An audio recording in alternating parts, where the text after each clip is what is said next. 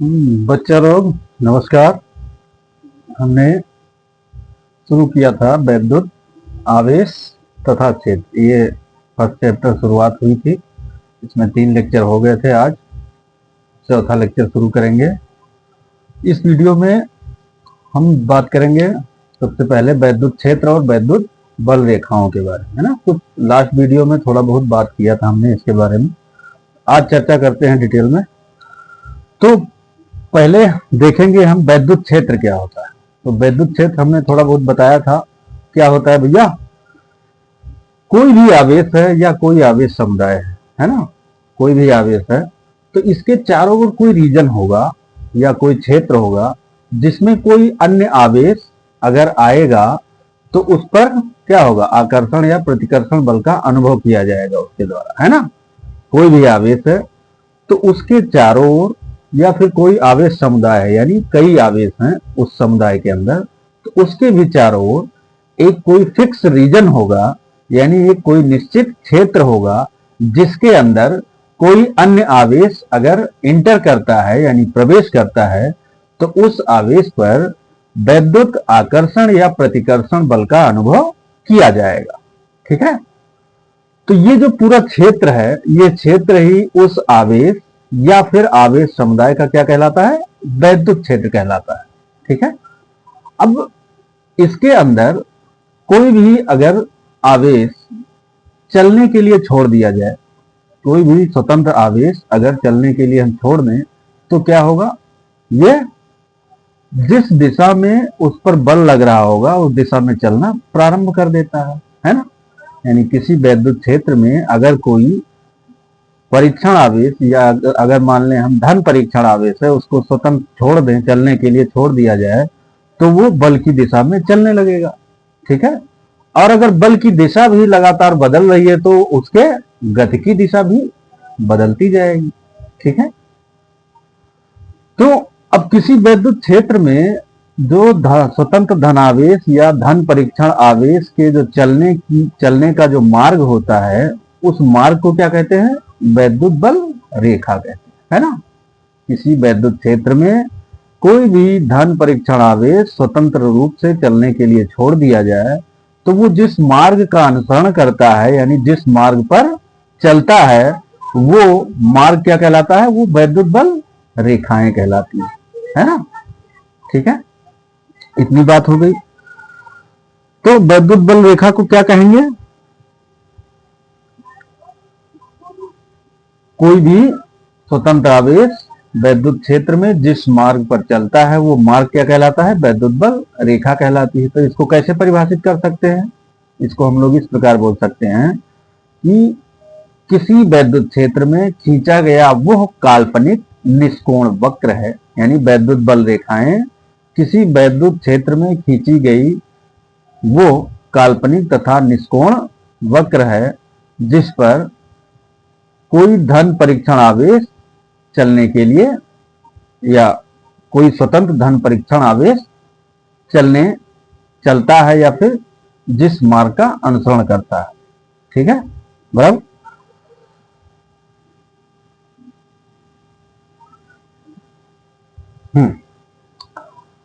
अब अगर इस वैद्युत बल रेखा के किसी बिंदु पर अगर हम कोई क्या खींचे, टेंजेंट खींचे या कोई स्पर्श रेखा खींचे तो वो स्पर्श रेखा क्या प्रदर्शित करेगी?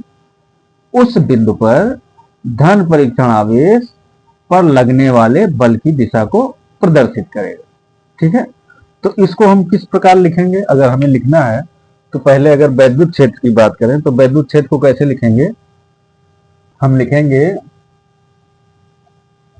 किसी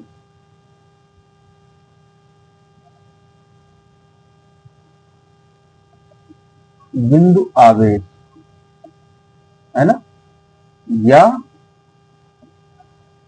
आवेश समुदाय, बराबर। किसी बिंदु आवेश या आवेश समुदाय के चारों ओर का वह क्षेत्र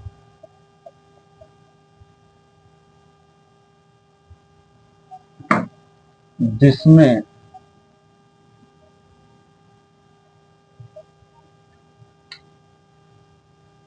जिसमें कोई अन्य आवेश है ना, जिसमें कोई अन्य आवेश आकर्षण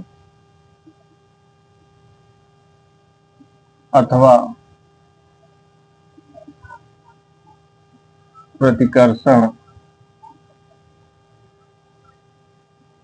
बल का अनुभव करता है, तो ये क्षेत्र क्या कहलाएगा? कहाँ लगाओ? आवेश या आवेश समुदाय का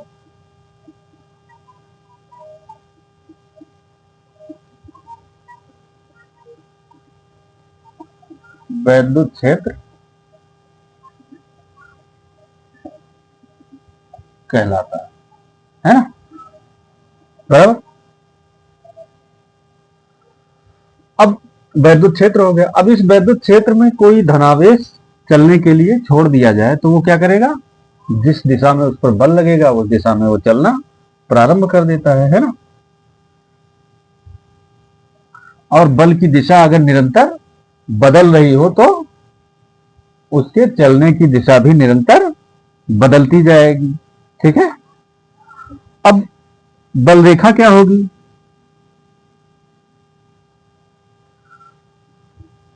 हाँ, आपका जो वैद्युत क्षेत्र है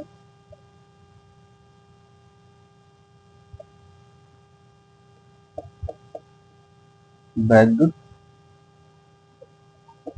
क्षेत्र में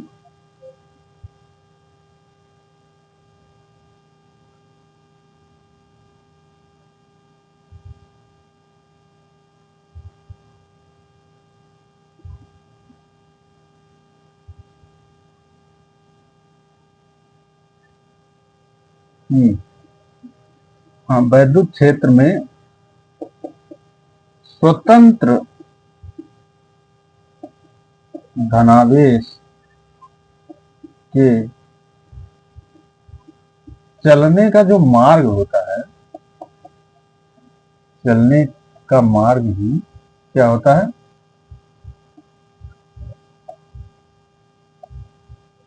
वैद्युत बल रेखा होता है या होती है, बराबर। अब वैद्युत बल रेखा को कैसे परिभाषित कर पाएंगे, है ना? तो क्या कहेंगे? किसी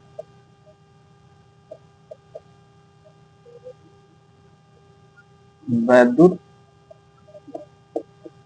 क्षेत्र में खींचा गया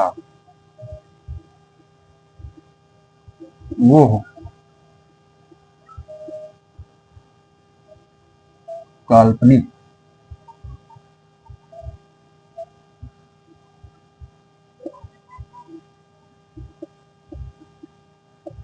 निष्कोण वक्र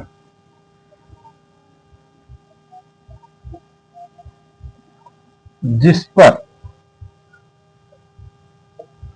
एक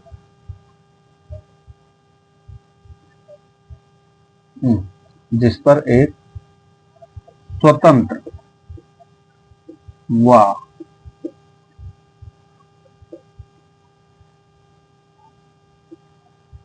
पृथक्कृत धन परीक्षण आवेश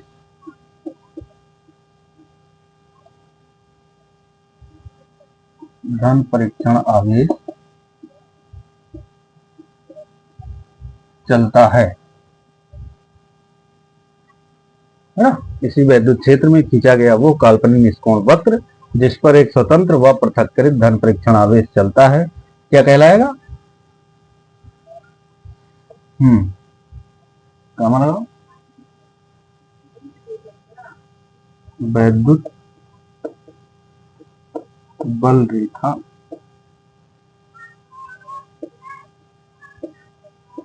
कहलाता है।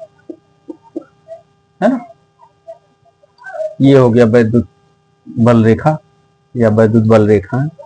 अब वैद्युत बल रेखाओं के किसी बिंदु पर अगर हम कोई स्पर्श रेखा खींचें तो वो स्पर्श रेखा उस बिंदु पर उस धन परीक्षण आवेश पर लगने वाले बल की दिशा को प्रदर्शित करता है ना। तो क्या है अगला पॉइंट, यदि किसी बल रेखा के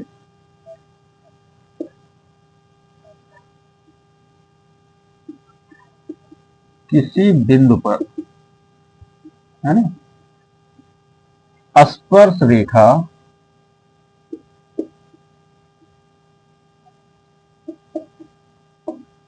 खींचें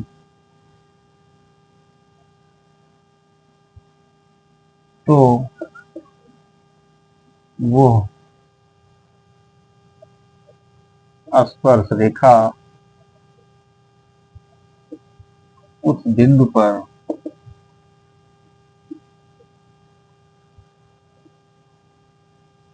धन परीक्षण आवेश पर लगने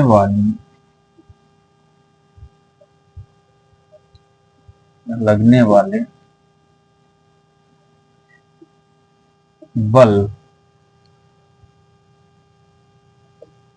बल की दिशा को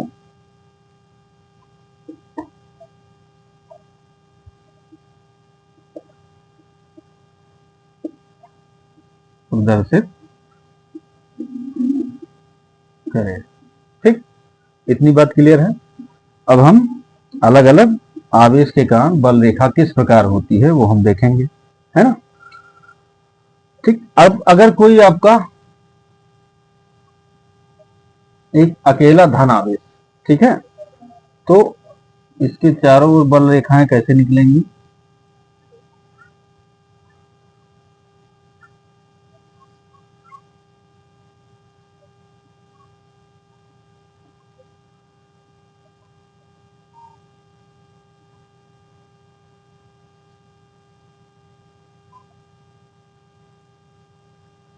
कोई भी धनावेश है, अकेला एक धनावेश है ना, एक पिलगित धनावेश है जो किसी बिंदु पर स्थित है, तो इसके बाहर चारों ओर जो वैद्युत बल रेखाएं होंगी वो इससे निकलती हुई त्रिज्यता अनंत की ओर जाती हुई दिखाई देंगी, है ना। यानी इसके आसपास अगर कोई और परीक्षण आवेश हम छोड़ दें तो क्या होगा, इस बिंदु आवेश के त्रिज्यता, है ना, यानी उसके रेडियल बाहर की ओर अनंत की ओर चला जाएगा। ठीक है, तो किसी भी धनावेश के बाहर जो वैद्युत बल रेखाएं होती हैं वो धनावेश के बाहर त्रिज्यता अनंत की ओर चली जाती है ना। अब इस पर कोई धन परीक्षण आवेश छोड़ दें तो इसी मार्ग में अनंत तक चला जाएगा। ठीक है, अब अगर कोई आपका ऋण आवेश है, कोई स्वतंत्र ऋण आवेश है, तो इसके चारों ओर वैद्युत बल रेखाएं कैसे होंगी।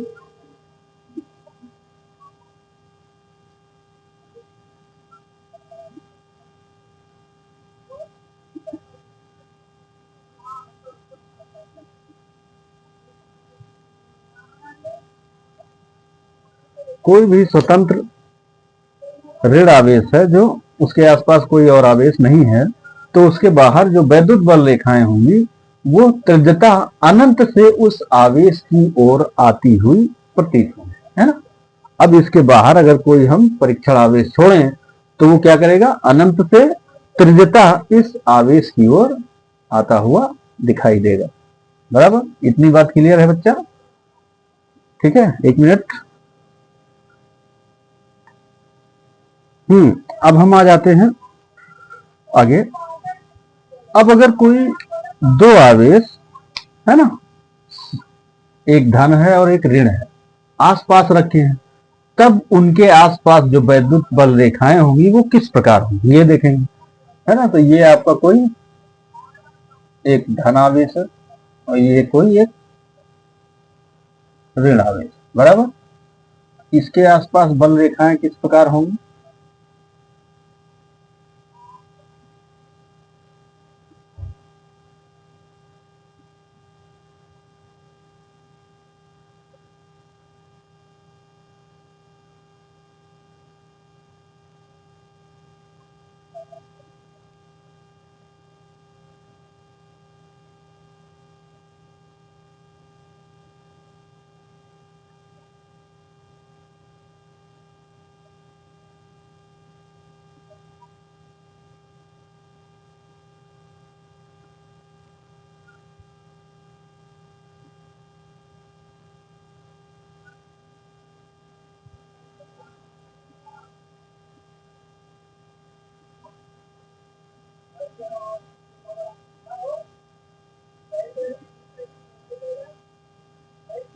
है ना, अगर कोई धनावेश और ऋणावेश आसपास रखे हैं तो उन दोनों के कारण जो संयुक्त वैद्युत क्षेत्र होगा वो आपको, या वैद्युत बल रेखाओं की दिशा कुछ इस प्रकार दिखाई देगी, है ना। बल रेखाएं धनावेश से चलेंगी और चल करके ऋणावेश से समाप्त होंगी, है ना, और इस प्रकार आपको दिखाई देगी। ठीक है। अब अगर कोई समान आवेश आसपास रखे हैं तब उनके कारण जो वैद्युत बल रेखाएं होंगी वो किस प्रकार होंगी? अब मान लेते हैं कि एक धनावेश ये है और एक धनावेश ये, ठीक है। अब यहां आप दोनों ऋणावेश भी ले सकते हो, तो ऋणावेश लेंगे तो बल रेखा की दिशा क्या होगी भैया? बदल जाएगी, है ना। तो यहां पे इन दोनों के बीच में क्या होगा? एक न्यूट्रल पॉइंट मिलेगा, है ना।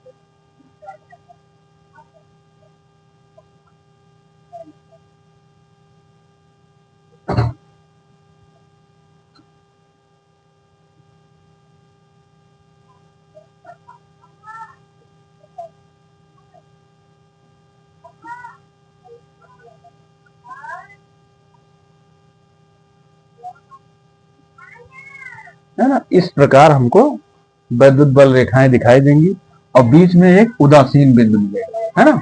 उदासीन बिंदु क्या है? इस बिंदु पर इन दोनों आवेशों के कारण जो वैद्युत क्षेत्र की तीव्रता है वो बराबर है, लेकिन क्या होगी? विपरीत दिशा में होगी। इसलिए दोनों एक दूसरे को क्या करेंगे? कैंसिल आउट कर देंगे, है ना।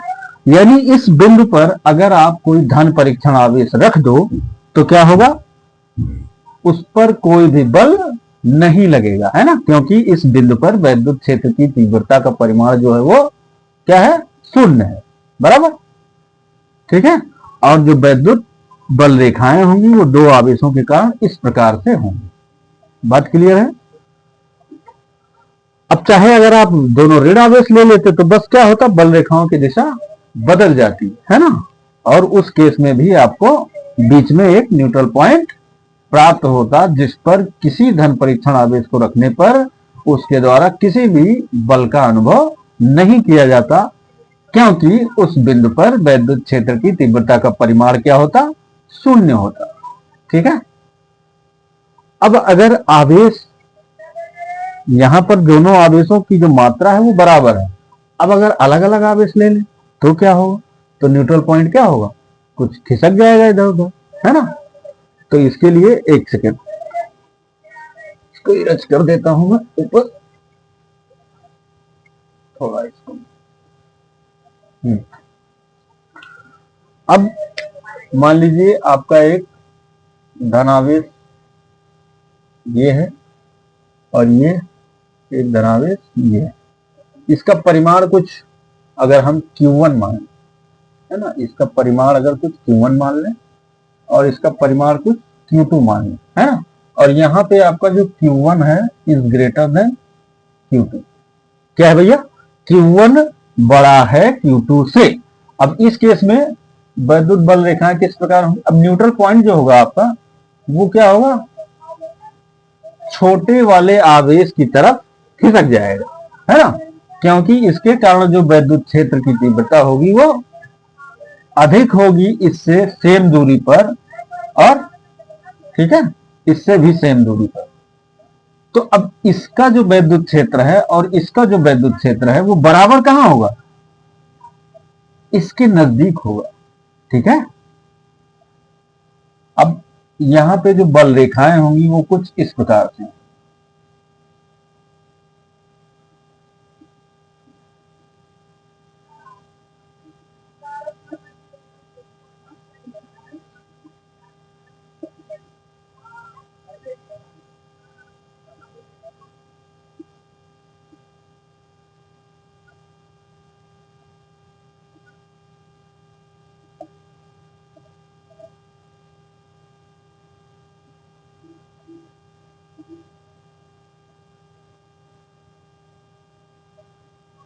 है ना, ये कुछ बल रेखाएं इस प्रकार से।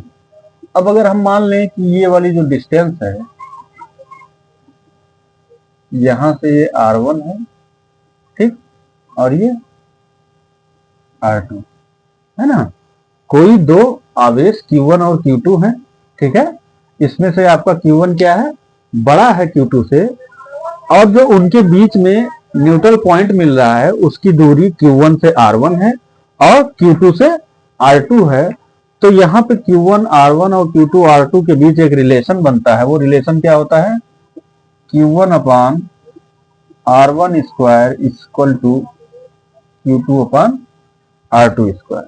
ये रिलेशन हमें देखने को मिलता है ना, ठीक है, बराबर।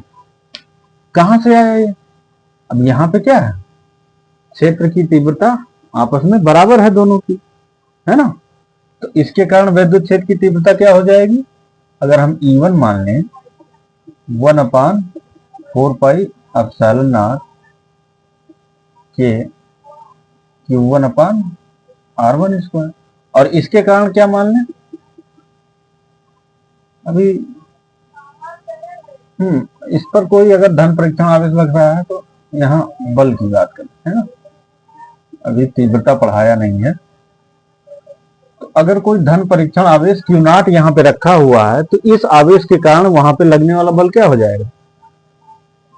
Q1 Q0 अपान R1 स्क्वायर, है ना, F1 की वैल्यू, और F2 की वैल्यू क्या हो जाएगी? 1/4πε0 के Q2 Q0 अपान R2 स्क्वायर। अब इस बिंदु पर कोई धन परीक्षण आवेश रखें तो लगने वाला बल क्या होगा? शून्य होगा, कोई बल ही नहीं लगेगा। तो ये दोनों आपस में क्या होगा? बराबर हो जाएगा। तो F1 की वैल्यू क्या है? 1/4πε0 के Q1 Q0 अपान R1 स्क्वायर, और ये है 1/4πε0 के Q2 Q0 अपान R2 स्क्वायर। तो ये इससे गया 1/4πε0 के से Q0 गया, तो आपको क्या मिला बेटा? ये मिला Q1 upon R1 square Q2 upon R2, ठीक है, ये रिलेशन हमें मिल गया। तो इतनी बातें क्लियर है। वैद्युत क्षेत्र क्या होता है, वैद्युत बल रेखाएं क्या होती हैं, है ना, और अलग अलग आवेशों के कारण हमने देखी कि बल रेखाएं हमें किस प्रकार मिलेंगी, बराबर, ठीक है। ये काल्पनिक रेखा होती है। इतनी बात क्लियर है। अब आगे बढ़ेंगे। 1 मिनट।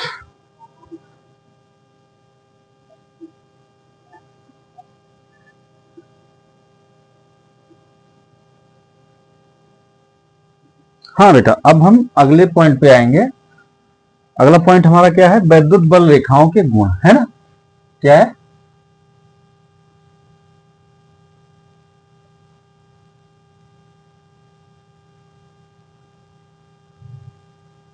वैद्युत बल रेखाओं के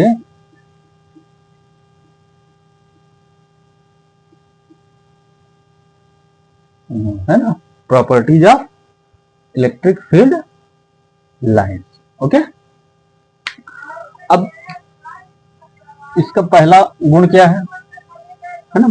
जो वैद्युत बल रेखाएं होती हैं वो हमेशा कहां से शुरू होती है बेटा, वो धन आवेश से शुरू होती हैं और चल करके ऋण आवेश पे समाप्त होती है ना। तो हमारा पहला पॉइंट क्या हो जाएगा, ये रेखाएं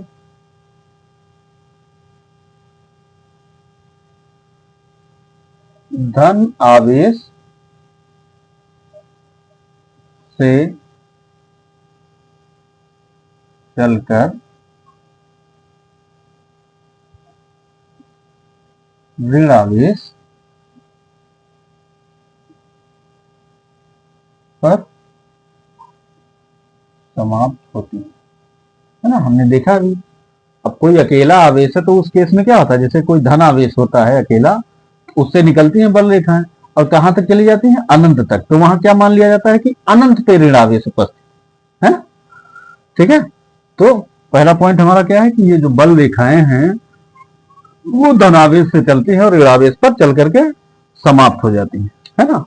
अब दूसरा पॉइंट देखते हैं। तो दूसरा पॉइंट क्या होता है कि कोई भी जो बल रेखा होती है उस पर अगर कोई स्पर्श रेखा खींचे तो वो स्पर्श रेखा उस बिंदु पर उस कोई भी धन परीक्षण आवेश है तो उस पर लगने वाले बल की दिशा को प्रदर्शित करेगा, है ना, है ना। तो दूसरा पॉइंट क्या होगा, बल रेखा के किसी बिंदु पर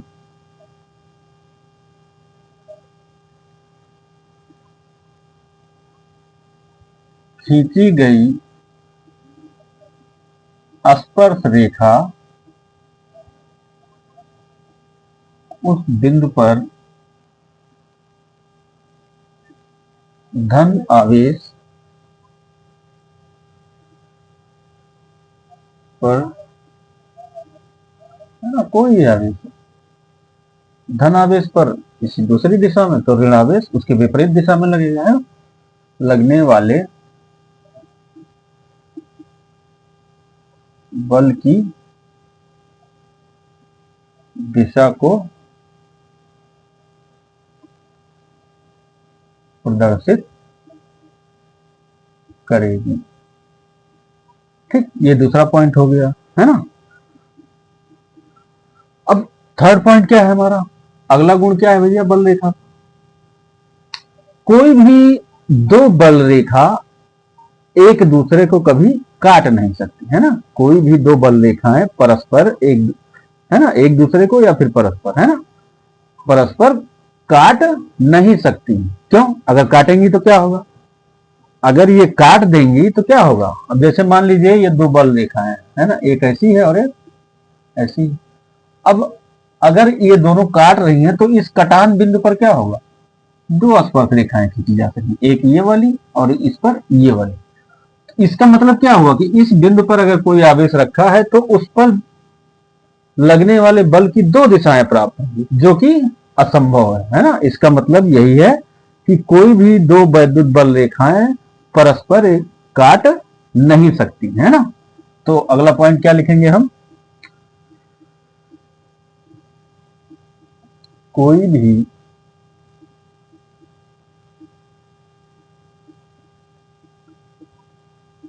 दो बल रेखाएं, है ना, एक दूसरे को काट नहीं सकती, है ना। क्यों नहीं काट सकती, क्योंकि इस स्थिति में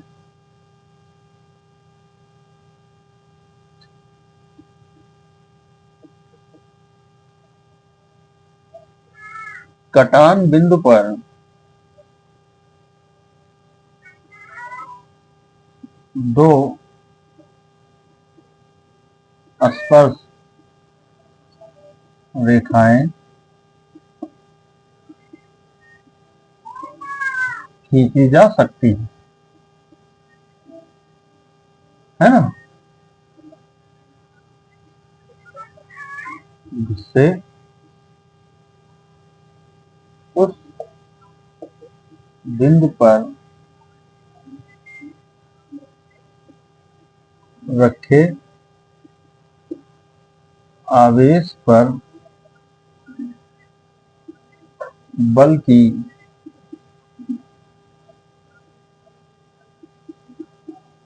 दो दिशाएं प्राप्त होंगी, है ना। ऐसा क्या होगा? असंभव होगा, जो कि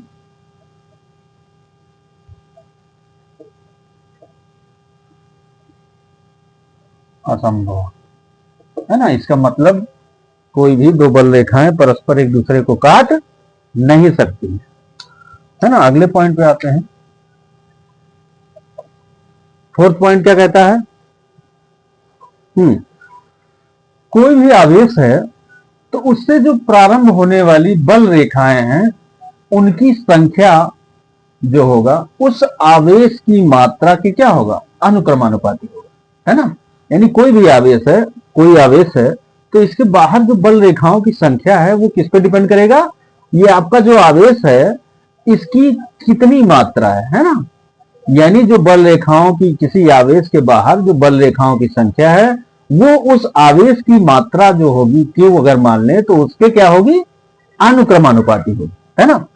तो क्या लिख सकते हैं अगला पॉइंट कि किसी आवेश,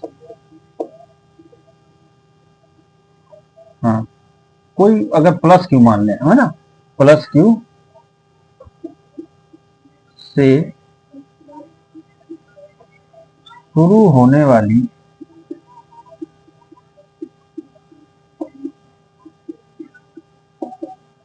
बल रेखाओं की संख्या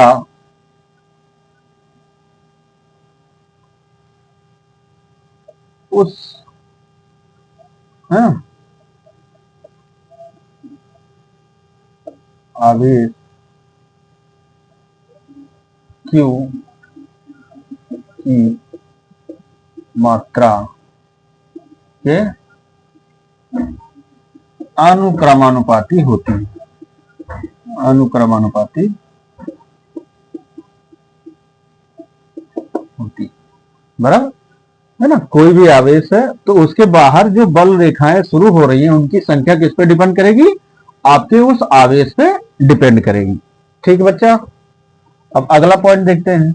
अगला पॉइंट क्या है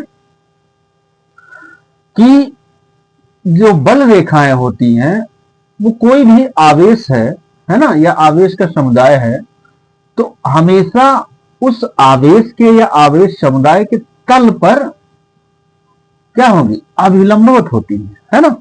ठीक है, क्या होता है? ये रेखाएं यानी वैद्युत बल रेखाएं आवेश के तल के लंबवत होती है ना। कैसे? अब जैसे कोई मान लो गोलीय आवेश है तो हमेशा क्या होगा? इससे जो निकल रही है वैद्युत बल रेखाएं हमेशा इसके तल के, आवेश के तल के क्या होगा? अभिलंबवत होंगी।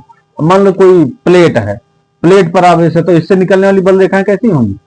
इस तल के अभिलंबवत हमेशा। ठीक है, नेक्स्ट पॉइंट, सिक्स पॉइंट क्या है?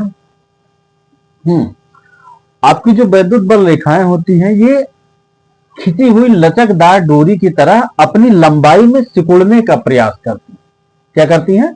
अपनी लंबाई में सिकुड़ने का प्रयास करती है ना। क्या, तो अगला पॉइंट क्या है? ये रेखाएं किसी लचकदार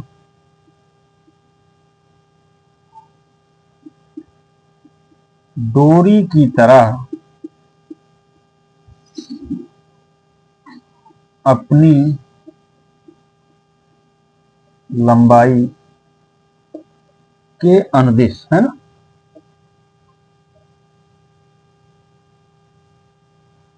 सिकुड़ने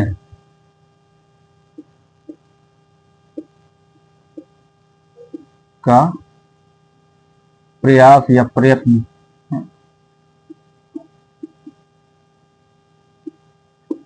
ठीक है, ये हमेशा किसी लचकदार डोरी की तरह, अब मान लीजिए ऐसे लंबाई है तो इस अपने लंबाई के अनुदिश सिकुड़ेगी। कोई रस्सी है ऐसे तो ये अपने लंबाई के अनुदिश सिकुड़ने का प्रयास करती है ना। इसी कारण से क्या होता है, विपरीत आवेशों में आकर्षण बल होता है ना। कोई धनावेश यहाँ है, कोई ऋणावेश यहाँ है, तो बल रेखाएं यहां से ऐसे निकल के यहां जाएंगी, बराबर। तो ये अपनी लंबाई के अनुदिश सिकुड़ेंगी, तभी ना एक धनावेश और एक ऋणावेश के बीच क्या होता है, हमारा आकर्षण बल होता है ना, है ना। तो इसका कारण क्या, इसी वजह से या इसी कारण विपरीत आवेशों में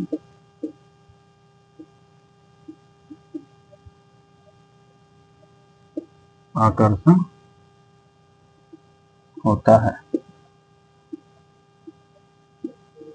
ठीक, अब नेक्स्ट पॉइंट क्या है, ये जो बल रेखाएं हैं ये अपनी लंबाई के लंबवत दिशा में क्या होता है, एक दूसरे से दूर हटने का प्रयास करते हैं। अगर कोई मान लीजिए एक दो बल रेखा है, एक ये वाली और एक ये वाली, तो इसके लंबाई के अनुदिश ये वाली दिशा होगी, है ना।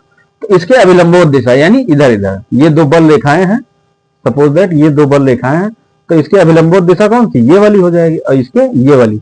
तो ये अपने लंबाई के अनुदिश लंबवत दिशा में एक दूसरे से दूर हटने का प्रयास करती है ना। इसीलिए आपका जो समान आवेश होते हैं उनके बीच क्या होता है, प्रतिकर्षण बल का अनुभव होता है ना। अगला पॉइंट क्या है बेटा, ये रेखाएं अपनी लंबाई के अभिलंबवत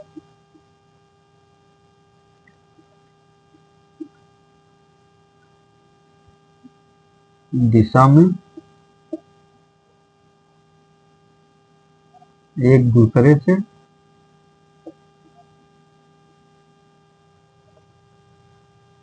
दूर हटने का प्रयत्न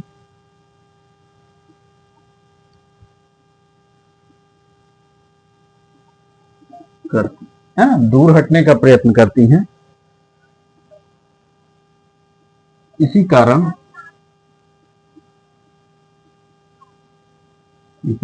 से समान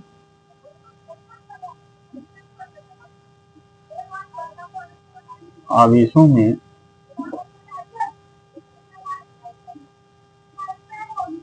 प्रतिकर्षण होता है। दो समान आवेश हैं, मान लीजिए धनात्मक है ना, दिखाया भी था, तो बल रेखाएं क्या होती थी, ऐसे निकल रही थी, है ना, इससे भी इधर। तो ये लंबाई के लंबवत दिशा में क्या होता है, एक दूसरे से दूर हटती है, इसीलिए समान आवेश आपके प्रतिकर्षण, एक दूसरे पर क्या होता है, प्रतिकर्षण बल लगाते हैं ना। तो ये आपका बेटा हो गया बल रेखाओं के गुण, इसको देख लीजिए, फिर आगे बढ़ेंगे।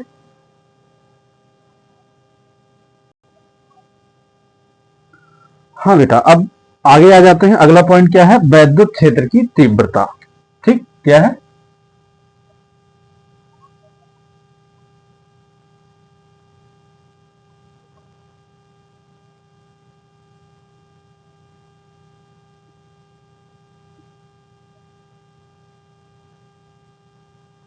ठीक। तो वैद्युत क्षेत्र की तीव्रता क्या है, यानी कोई भी आवेश है तो उसके पास जो वैद्युत क्षेत्र है ना, उसका अपना क्या है, वैद्युत क्षेत्र है। उस वैद्युत क्षेत्र में कोई भी बिंदु है, उस बिंदु पर उस वैद्युत क्षेत्र की तीव्रता क्या है, तो ये कैसे निकालेंगे, कैसे पता चलेगा। अब उस बिंदु पर क्या करो, धन परीक्षण आवेश रख दो, है ना।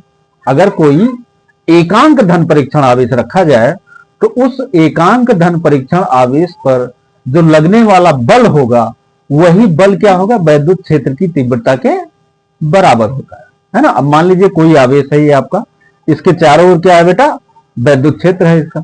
अब इस वैद्युत क्षेत्र में कोई भी बिंदु हमने सेलेक्ट किया, इस बिंदु पर वैद्युत क्षेत्र की तीव्रता कैसे पता चलेगा? तो यहां पर क्या रख दें, एकांक धन परीक्षण आवेश। ऐसा परीक्षण आवेश जिसकी मात्रा क्या हो, एकांक हो, है ना, यूनिट हो, उस पर जो लगने वाला बल होगा वो बल क्या होगा, उस बिंदु पर वैद्युत क्षेत्र की तीव्रता के बराबर होगा, है ना। और उसकी दिशा क्या होगी, उस बिंदु पर वैद्युत क्षेत्र की तीव्रता की जो दिशा होगी वो उस बिंदु पर रखे एकांक धन परीक्षण आवेश पर लगने वाले बल की दिशा जो होगी वही क्या होगी, वैद्युत क्षेत्र की तीव्रता की दिशा होगी। क्लियर है बात? ठीक है, तो इसको हम कैसे परिभाषित करेंगे कि वैद्युत क्षेत्र में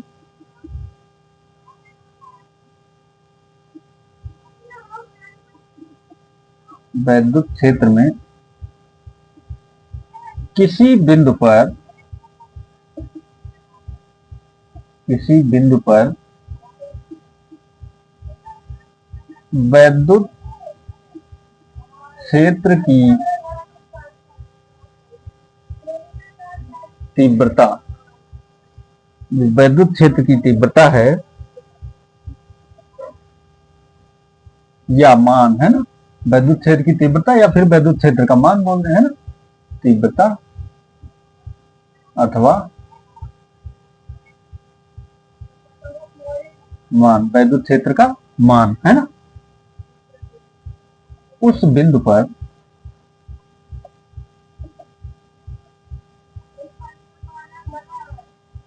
रखे एकांक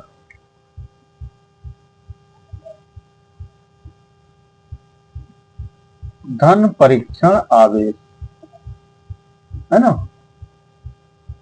पर लगने वाले बल के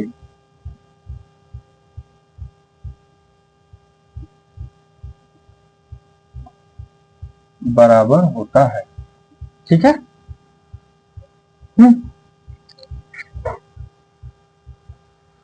अब मान लें हम कि यदि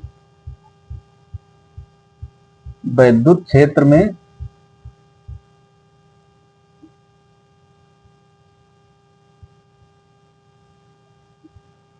रखा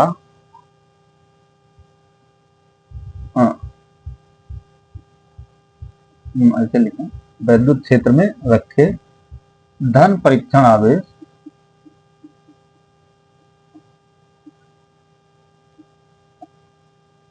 है ना प्लस क्यू नॉट पर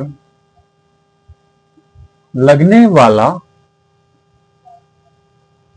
बल है वो क्या है बच्चा, इसको कुछ वेक्टर एफ मान है ना, वेक्टर एफ, तब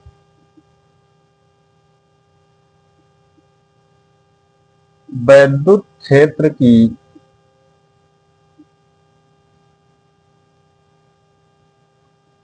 तीव्रता, वैद्युत क्षेत्र की जो तीव्रता होगी या मान होगा वो क्या होगा, वेक्टर ई बराबर क्या होगा, vector F upon vector F upon Q not. ठीक है, अब यहां पे आपका जो वेक्टर एफ है यानी जो बल है वो क्या है, सदिश राशि है, और जो आवेश क्यू नॉट है वो अदिश राशि है। तो इसका जो परिणामी रिजल्टेंट जो क्वांटिटी आपको मिलेगी वो भी क्या होगी, सदिश राशि होगी। ठीक है ना, हमने वेक्टर में पढ़ रखा होगा, है ना, वेक्टर में पढ़ा ही है कि किसी सदिश राशि को अगर अदिश से भाग करें या गुणा करें तो जो प्राप्त हमें राशि मिलती है वो क्या होती है, हमेशा सदिश राशि होती है ना। तो IF आपका क्या है, ये क्या है, ये सदिश है और ये अदिश है ना। तो हमें जो प्राप्त राशि है वो भी क्या है, सदिश राशि ही मिलेगी, है ना। वेक्टर एफ क्या है आपका, सदिश राशि है और क्यू नॉट अदिश राशि है, तो जो वैद्युत क्षेत्र की तीव्रता होगी वो भी क्या होगी, सदिश राशि होगी, है ना। और इसकी दिशा क्या होगी, है ना, वैद्युत क्षेत्र की तीव्रता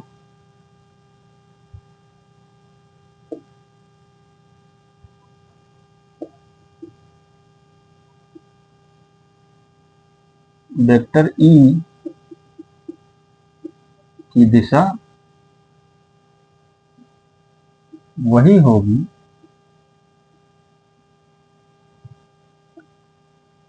जो एकांक धन परीक्षण आवेश पर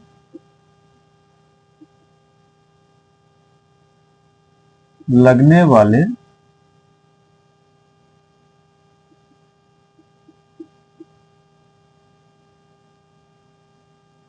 बल की दिशा है।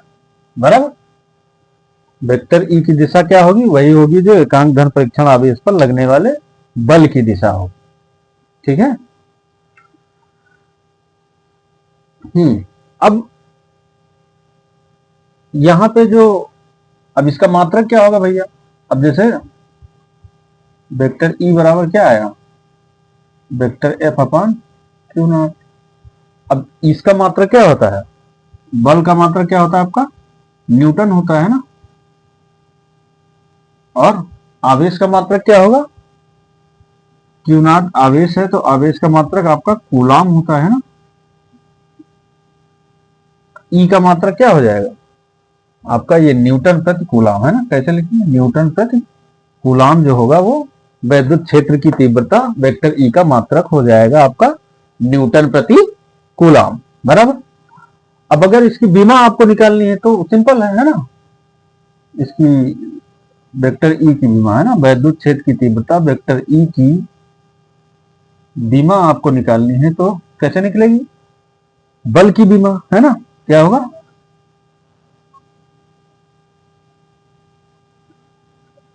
बल की विमा डिवाइडेड बाय आवेश की विमा।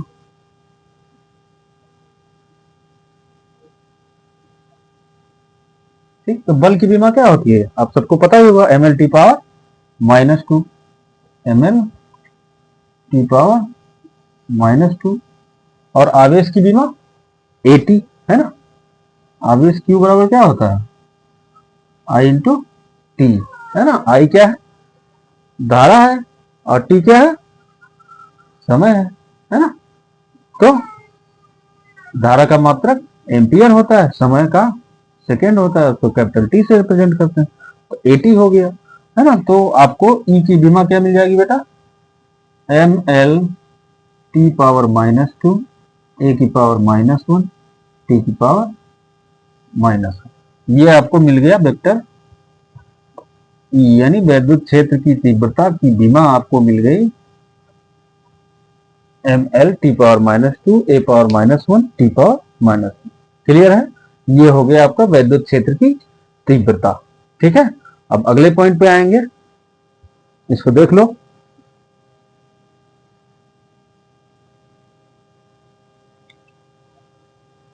हाँ बच्चा, अब अगले बिंदु पे आ जाते हैं हम लोग। अगला पॉइंट क्या है? किसी बिंदु आवेश के कारण वैद्युत क्षेत्र की तीव्रता है ना, electric field intensity due to a point charge. Okay, अंग्रेजी में इसको क्या बोलेंगे? Electric field intensity due to a point charge. Okay, तो इसको देखेंगे भैया कैसे मिलेगा। अब आपका क्या है? कोई एक बिंदु आवेश है ना, ये क्या है? कोई एक बिंदु आवेश है प्लस Q। ठीक है। इसी माध्यम में इसको हमने रख दिया है ना। और किस बिंदु पे? मान लो कोई बिंदु O है किसी माध्यम में, उस बिंदु पर हमने एक आवेश जो कि धनावेश है प्लस Q, उसको रख दिया। अब इससे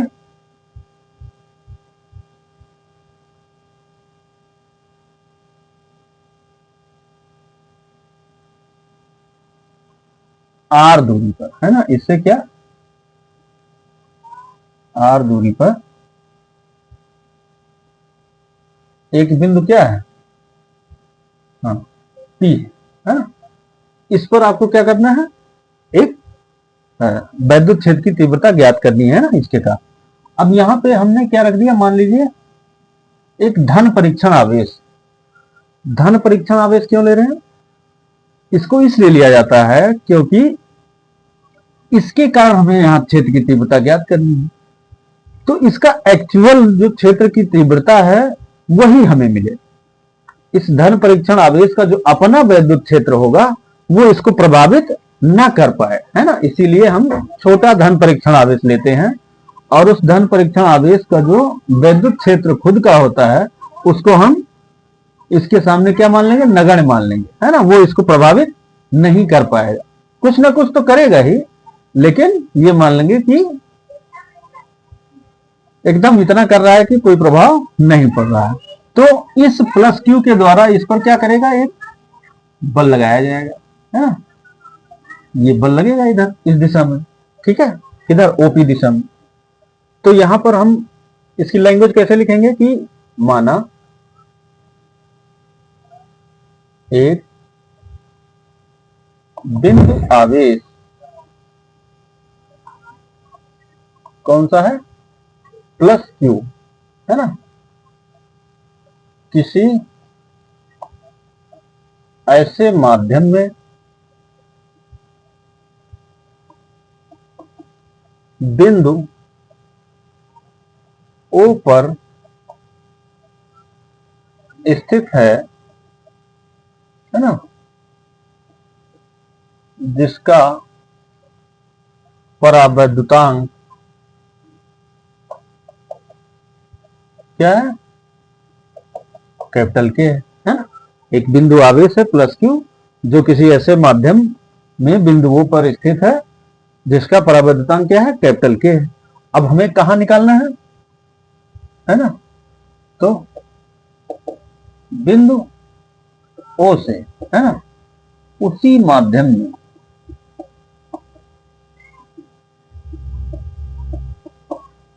R दूरी पर, है ना, R मीटर की दूरी पर एक बिंदु क्या है? P है ना, जिस पर वैद्युत क्षेत्र की तीव्रता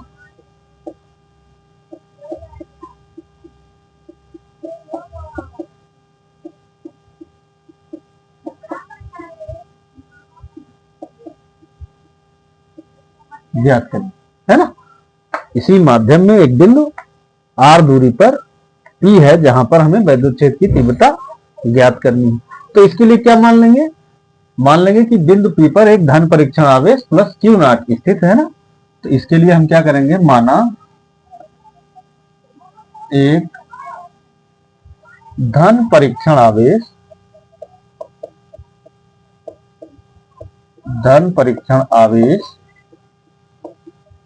प्लस क्यू नॉट बिंदु P पर स्थित है ना। हमने ये मान लिया कि एक धन परीक्षण आवेश बिंदु P पर स्थित है। अब कूलाम के नियम क्या कहता है भैया? कूलाम के नियमानुसार ये क्या करेगा? इस पर एक बल लगाएगा, है ना, क्योंकि इनका आवेश समान है तो प्रतिकर्षण बल लगाएगा, है ना, इधर ओपी दिशा में, ठीक है।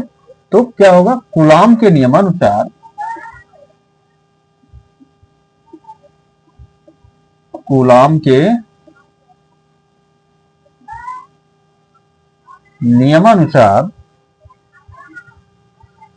है ना, प्लस क्यू नॉट यानी धन परीक्षण आवेश प्लस क्यू नॉट पर प्लस क्यू द्वारा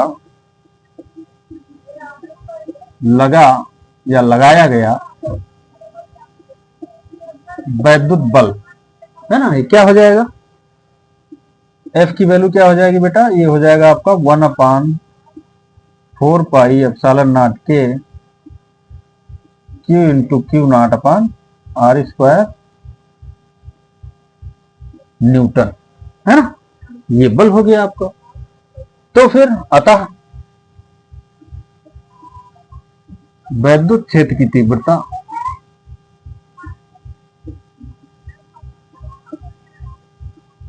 है ना, अभी जस्ट पीछे पढ़ा ही, ये क्या होता है?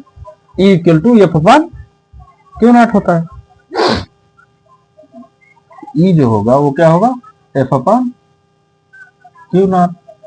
अब इसमें क्यू नॉट क्या होगा, जब क्यू नॉट से भाग करेंगे तो कट जाएगा, तो आपको मिलेगा क्या अल्टीमेट, 1/4 पाई एप्सिलॉन नॉट के क्यू अपॉन आर स्क्वायर, मात्रक क्या होगा भैया, न्यूटन प्रति कूलाम, है ना। यानी जो वैद्युत क्षेत्र की तीव्रता ई आपको मिली वो क्या मिला, is equal to 1/4 pi epsilon naught के q upon are square newton प्रति कूलाम। है ना। अब अगर हम ये मान लें कि ये कहाँ स्थित है, निर्वात अथवा वायु में, है ना, तो निर्वात अथवा वायु के लिए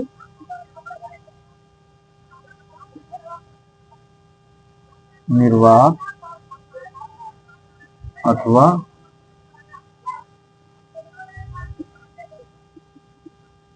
वायु के लिए के की वैल्यू क्या होती है, 1 होती है ना। तो अब आपको जो वैद्युत क्षेत्र की तीव्रता ई जो मिलेगी वो क्या मिलेगी, 1/4 pi epsilon not Q upon are square newton प्रति कूलम, बराबर।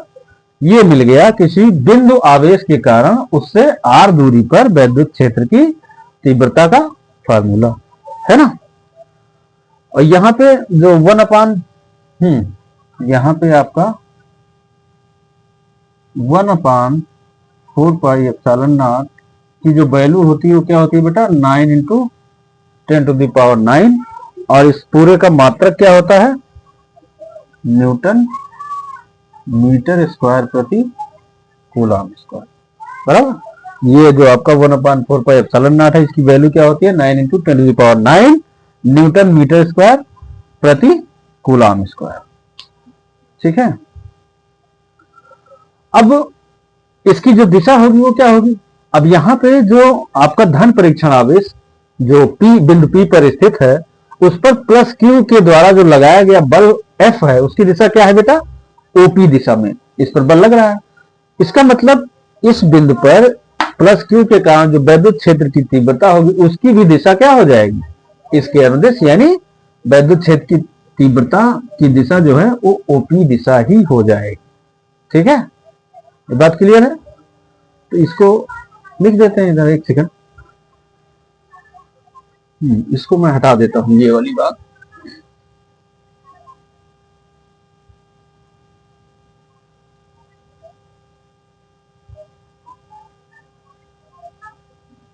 है ना, ये देख लेना, इसको हटा दिया। अब इसकी दिशा क्या होगी,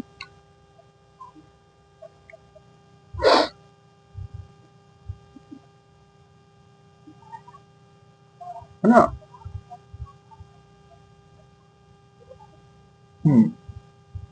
बिंदु P पर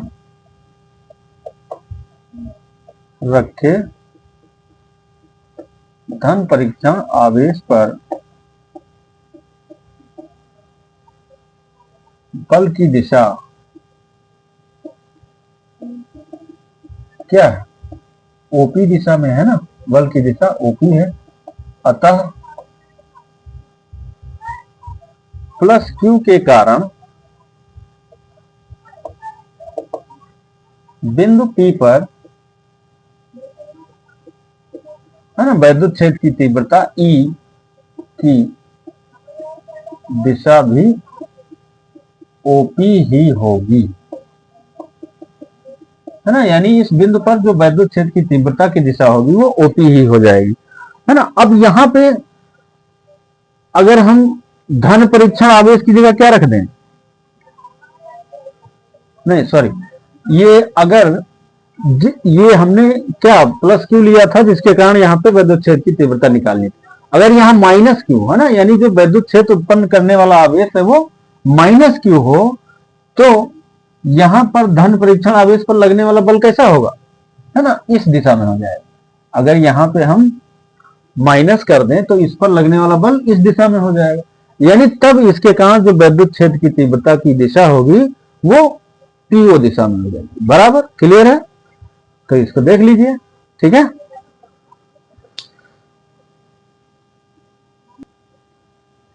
है ना। अब अगला पॉइंट है आपका इसके बाद, अनेक आवेशों के निकाय के कारण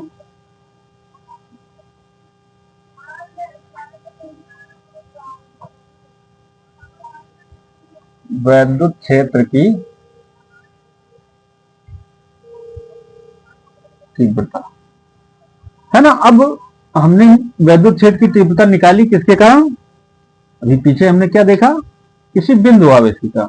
अब अगर कोई आवेशों का निकाय है, उसके कारण उसके आसपास कोई एक बिंदु है, वहां आपको वैद्युत क्षेत्र की तीव्रता निकालनी। तो कोई भी आवेशों का निकाय है, इसके पास कोई बिंदु है जिस पर वैद्युत क्षेत्र की तीव्रता इन आवेशों में से किसी एक के कारण जो तीव्रता होगी वो अन्य आवेशों के कारण जो तीव्रता है ना, किसी भी आवेशों के निकाय के कारण उसके पास किसी बिंदु पर जो वैद्युत क्षेत्र की तीव्रता है वो सभी आवेशों के कारण तीव्रता जो होगी अलग अलग, वो सबका क्या होगा? वेक्टर सम करेंगे, है ना। सभी आवेशों के कारण जो वैद्युत क्षेत्र की तीव्रता अलग अलग है, उन सबका जो वेक्टर सम होगा यानी सदिश योग, उस बिंदु पर आवेश के निकाय के कारण वैद्युत क्षेत्र की तीव्रता कहलाए। ठीक है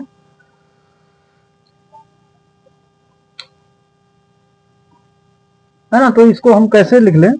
इसको कुछ इस प्रकार लिखेंगे कि हाँ, यदि किसी निकाय में, है ना, बहुत सारे आवेश हैं, मान लीजिए अनेक आवेश Q1, Q2, Q3, dot dot, है ना, उपस्थित हों,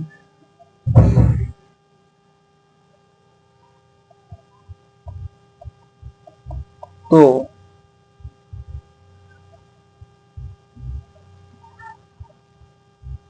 उस निकाय के आसपास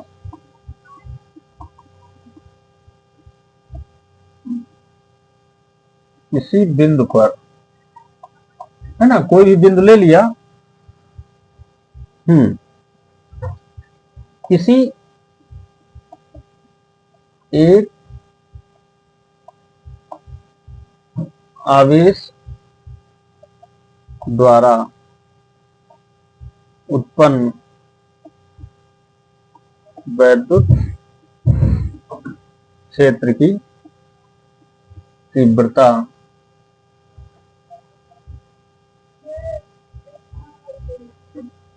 है ना, उत्पन्न वैद्युत क्षेत्र की तीव्रता वही होगी जो अन्य आवेशों की अनुपस्थिति में होगा, है ना।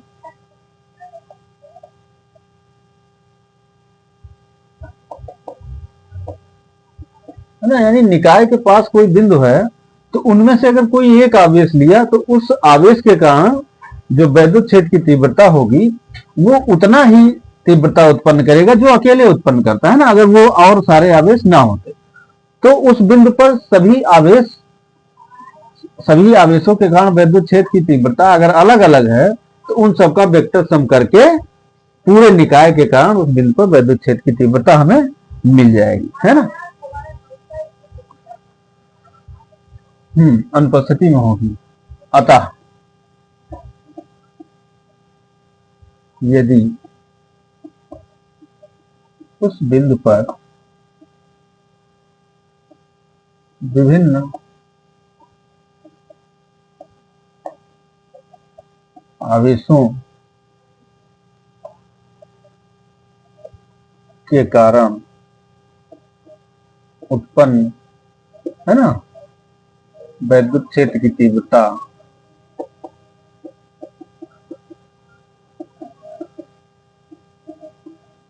क्या हो? अलग अलग आपका क्या है? वेक्टर E1 है, वेक्टर E2 है और वेक्टर E3 है, कामा डॉट डॉट है।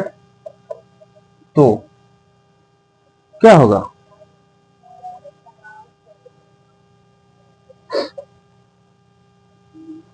है ना? तो निकाय या आवेश निकाय बोल दो, है ना? आवेशों के निकाय के कारण उत्पन्न वैद्युत क्षेत्र की तीव्रता सभी आवेशों के कारण उत्पन्न अलग अलग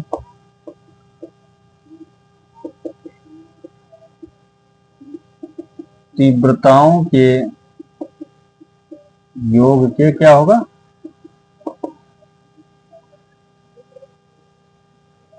उत्पन्न अलग अलग तीव्रताओं के, सॉरी एक सेकंड, तीव्रताओं के वेक्टर योग, है ना? कौन से योग? वेक्टर योग के बराबर होगा। ठीक है, यानी जो निकाय के कारण उसके पास किसी बिंदु पर उत्पन्न वैद्युत क्षेत्र की तीव्रता है, वो क्या होगा? Vector E1 plus vector E2 plus vector E3 plus dot dot dot, है ना? ऐसे हो जाएगी। ठीक है, तो बेटा आज के वीडियो में इतना ही, और आगे हम लोग कंटिन्यू करेंगे। अगर आपको वीडियो अच्छी लगे, कंटेंट आपको समझ में आए, तो इसको लाइक करें, शेयर करें और सब्सक्राइब करें। ठीक है बच्चा, धन्यवाद सभी लोगों को। खुश रहिए, मस्त रहिए और पढ़ाई करते रहिए मन लगा। बराबर।